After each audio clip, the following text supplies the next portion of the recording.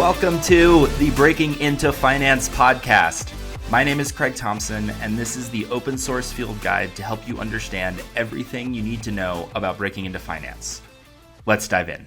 All right, Craig, I was reading Morning Brew this morning, the newsletter, and there was something about Spotify that caught my eye. I'm a big Spotify fan. I've used it for years, and they mentioned that Spotify grew their monthly active users by 27% compared to the same period last year, but their free cash flow sank 76%.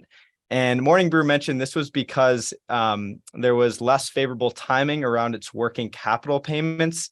And I'm not entirely sure what that meant. How do you grow 36 million active users in the quarter, but somehow have your free cash flow sink 76%?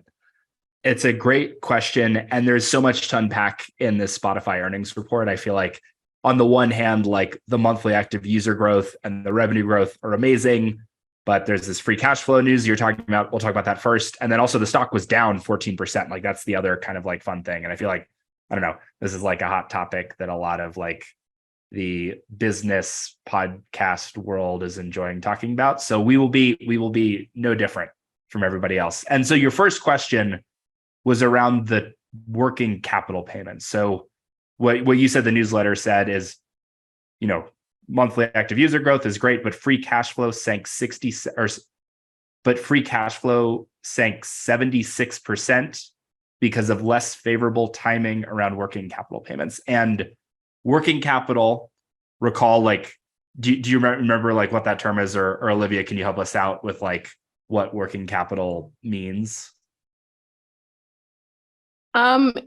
If I remember correctly, isn't working capital just basically,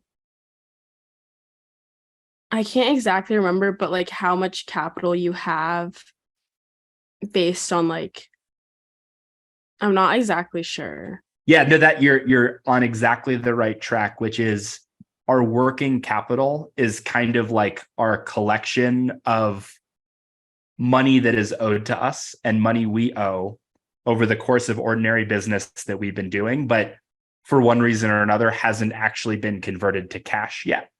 And so a prime example of that would be if, you know, we are a software business that sells like software to businesses, and we provide the software over the course of 12 months, but we collect a full year subscription upfront. That is very good for our working capital because we can't recognize the revenue until each month goes by where we're performing the service, but we got all the money right away. And so it's interesting with Spotify talking about working capital payments, and I actually want to look into this, but their revenues are pretty static, right? Like for the most part, it's paid subscribers who are paying monthly, kind of like when they sign up for the service. So that's not like, one, there was no major change to that. And two, that's actually like favorable for their working capital. Like they're collecting money at the start of the month and then delivering access to content over the course of the month. So my best guess is it could be related to one of two things. One, they also make money from advertising revenue for the non-premium subscribers. And so it could be the case that advertisers are waiting longer to pay them.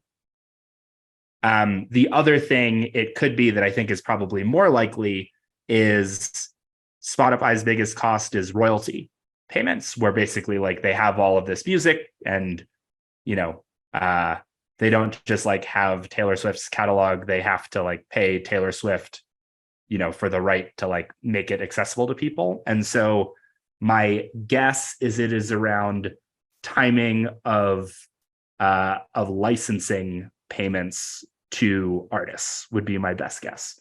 But I am going to look it up.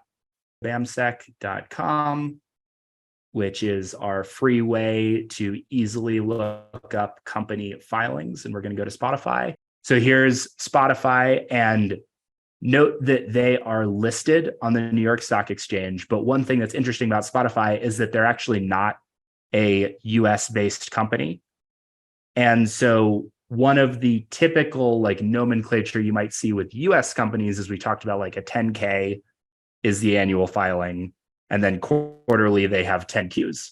And what's interesting about Spotify, you'll see is like their financials, they have their like 20F for the end of the year. They have 6K. So there's like a whole different nomenclature. And relatedly, there's a whole different set of regulations for companies that are not based in the US for how they do reporting. So I am pulling up their investor presentation and I'm just going to look through some of these numbers. And so sure enough, we see free cash flow declined in the first period. So it's still positive. And this is in millions, it looks like. So it's like 9-ish million of free cash flow, down from 57 million in the first quarter. And I'm just going to control F for working capital. I'm going to see if there's any commentary on it. So I see it here. And so here they're saying free cash flow, and sorry, this is not in dollars either. This is in euro. So free cash flow is 9 million euro, a decrease year over year as a result of reduced favorability in net working capital, specifically related to the timing of certain payments. So one thing that tells me that it could be related to is they might have like happened in this quarter to make like a big milestone payment to Taylor Swift for like her new, like the Taylor's version album that came out. And so maybe they're like, hey, like we want this first, or like you want to put it on our, like we want to have it on our system and we'll pay you whatever. It could be like, I mean, it's Taylor Swift. It could be like a really big amount of money. Like it could be like $50 million that they paid her today.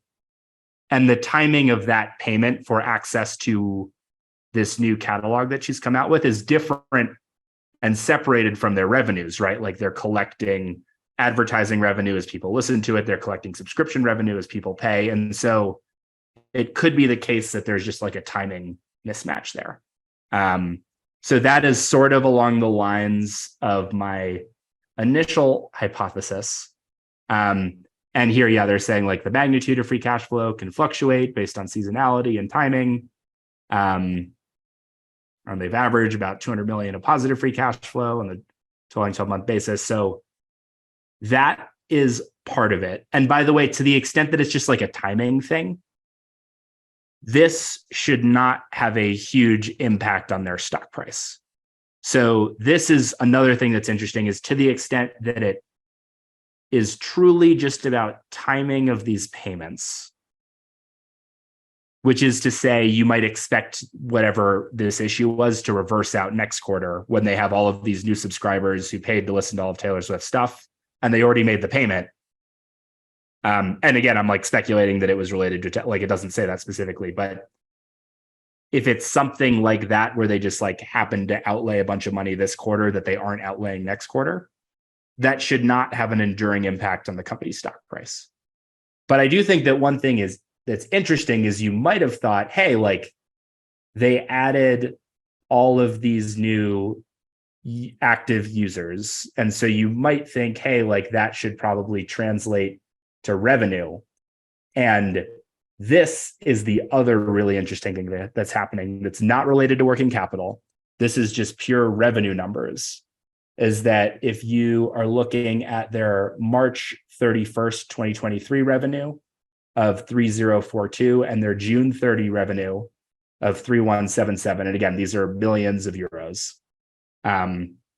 So this is 3.1 billion euro of revenue just in the quarter. If you're looking at that revenue number, you can see it's growing, but it's not growing by like 30% or whatever the user growth was. And the other thing that's going on is you can see gross profit was flat. And that is in a lot of ways the really intriguing thing to me, which is to say they had this explosive growth in users, like 30 million, whatever it is, like lots of new users, but their gross profit didn't move an inch, hardly. And that starts to lead to questions about business model and how they're making money. And also, you know, we talk about this like all the time, but I can't emphasize this enough. Like, just because you see this number on the page is like 766 don't just like take that as gospel that is the true gross profit of this company, and don't take 766 divided by 3177 and assume that's the true gross profit like for all time. Because if that were true, one thing you might assume is that if they had, whatever profit margin they had here, and then their users grew by 30%, that you might expect their gross profit to also grow by a lot. And so there are two things going on here. One is like, what is their air quotes true gross profit? And the second thing is, how much money are they actually making for each incremental user? And how should we think about user growth translating into revenue growth? And I think one stat that I read on this that it might be in this report, but this is just something I heard this morning, is that so one thing that Spotify is doing is they're raising prices for premium subscribers. So I think like people used to pay $9.99 a month, and maybe I think they're like student rates. So maybe it's like $4 a month or something, a lot lower for you. But for average folk like me, we were paying $9.99. They're raising it to $10.99 in the US. Yeah, they're also raising the price of the family plan. I got that email yesterday, $15.99 to $16.99 a month, so that they can continually innovate and make a better product, in their words. One thing I heard, though, is that they are really struggling to generate advertising dollars for Spotify off of the free tier of users, which is to say, non-paying users who just use the free tier, like they hear ads, they're like interrupted between songs a bunch. And I think I read that the average free user is generating less than $1 a month in revenue for Spotify. Remember, that's different from like all of these like content creators who put ads on their stuff. Like those, like a lot of that advertising revenue goes back to like the creator. So this is just from Spotify's perspective, like when they put up an ad in the middle of a song, how much do they make for that, and how much do they make per user? Where obviously these free users are likely listening to less content per month. And so maybe they listen to fewer ads, and Spotify is struggling to make as much money off of this cohort of users. Relatedly, you can look at these gross profit margins, and we can just do some back of the envelope math and say, okay, 766 of gross profit for 3177 of revenue is about a 24% gross margin. So that is to say, on a dollar of revenue basis, on average across all of their users, Spotify takes home about a quarter for every dollar they make. And then the next question is like, well, okay, like with this user growth that Spotify is having, how many of these new users are free and how many of them are paying? And this gets into the crux of the issue, where I think Spotify has, and I'm just going to look this up, Spotify active users. So they had 551 million active users. And now I'm going to look up how many of those 551 million are paying subscribers. And just trusting the first thing I see on Google, it's something like 210. So let's say 40% of their users are premium and 60% are not. That mix is changing, by the way. So I think one thing that's happening is a lot of the new users that Spotify got are free users. I also don't know the geography of those users, which is another thing. Like that's like in the US, a paying subscriber is generating like some number of dollars per month, but globally it's lower. And so what I suspect is happening is that Spotify added a ton of new users, but they were free users and in Latin America. And so that I think is like the dominant narrative that I think is going on here, is that the revenue potential in the short term of the users that Spotify added are not helping them offset their costs as well. That is a different question from, is Spotify like losing money on these customers and therefore it's a bad business proposition that they're offering this? And so that's where like, I think one of Spotify's goals is that in this competitive music market where there are a lot of different players and a lot going on, like they're the artists, there are the studios, there are the distributors. In Spotify's efforts to, for example, displace like Apple Music and like iTunes, a big part of what they want is volume. And they want to be the number one distributor of music to people in a way that makes studios want to allow Spotify to capture more value because they are a barrier to studios distributing their music well. And so the question of like, is this bad for Spotify? I think is more nuanced than like, they just added all of these users that are costing them money, or at least aren't bringing in any new money. And then, of course, the last component of all this is valuation. And when you see the stock go down, that doesn't necessarily mean that it was bad news. Often it means that whatever the news was, even if it was good news, was less good than what investors expected the news to be. So going into earnings, everybody had an opinion about how the quarter was going to go and what Spotify's results were going to be.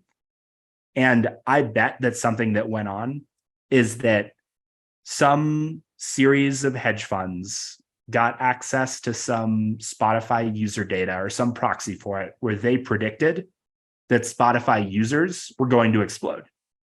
So I bet they weren't surprised by the monthly active user growth, but I bet they were surprised to find out that this huge monthly active user growth that they expected didn't translate to the same profitability that they would have expected. So they thought more people were going to be paying subscribers. Either more people were going to be paying subscribers, or the new subscribers that came on would have listened to more content and generated more advertising revenue. Got it. Or the geography and the distribution of where these new users are was maybe they thought it was going to be weighted towards the US and Western Europe, where they can capture more advertising dollars per listen. So anyway, Liz, I'm thrilled you mentioned that. We'll put this up today just because it's current and and the people are talking about it. I did share my screen briefly for folks who were following along, so we'll put up a YouTube version of this episode as well, in case you're curious for how I was kind of looking up a lot of this stuff live. And definitely something we'll continue to monitor and probably check in a week and see what the commentary is then. That does it for today's episode. Thank you so much for listening. And remember to check out our website, breakingintofinancepodcast.com, where you can submit questions, join our Substack to stay up to date on new content releases, and much, much more. We'll see you next time.